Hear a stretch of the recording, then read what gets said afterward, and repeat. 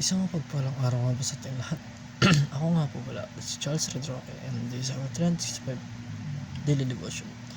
So ngayong araw nga po, yung tatalakayan natin ay about sa Abraham and Lot. And ang topic po natin ngayong araw ay, why is peace more important than wealth? So ang ating po pag-aaral ngayong araw ay matagpuan sa Genesis chapter 13.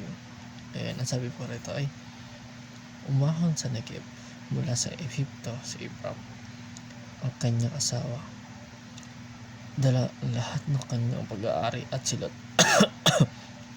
At si Abraham ay napakayaman sa hayop, pilak at ginto.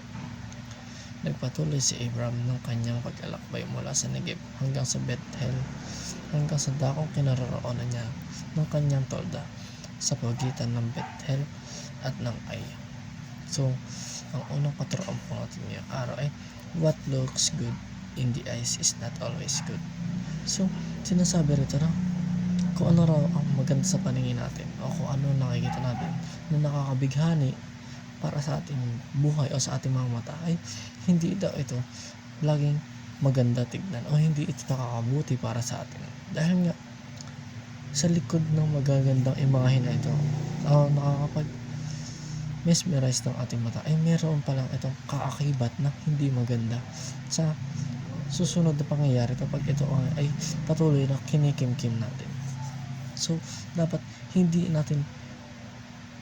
dapat natin dinadasal kung ano nga ba ang maganda sa paningin natin, dahil nga ito ay hindi pala maganda hindi pala maganda ang patutunguhan nito. So, ang pangalawa naman po sa ating katuruan ay, peace is more valuable than wealth. So, ang peace daw ay mas valuable daw ito, ang kapayapaan ay mas valuable daw ito kaysa sa kayamanan. So kahit mayaman ang isang tao, sabihin natin na kapag mayaman ang isang tao ay hindi ito magkakaroon ng peace, dahil nga hindi niya makakamit ang tunay na kapayapaan, dahil nga siya nga ay namumroblema sa ibang bagay at wala siyang Panginoon sa ating buhay.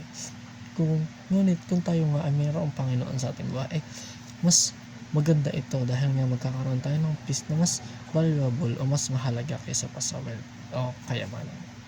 So, ang last naman po sa ating katuruan ay, raising a family in a godly culture should be a top priority. So, kailangan daw ay i-raise natin o magpalaki tayo ng pamilya na mayroong godly culture na kasama ating Panginoon sa ating buhay, at siya lang ang top priority natin. Siya ang first of first sa lahat ng bagay. Kahit na anong pang gawin natin, dapat ang ating Panginoon lang ang una natin naisip. Enjoy lang po. Dito na po ang tatapos. Thank you.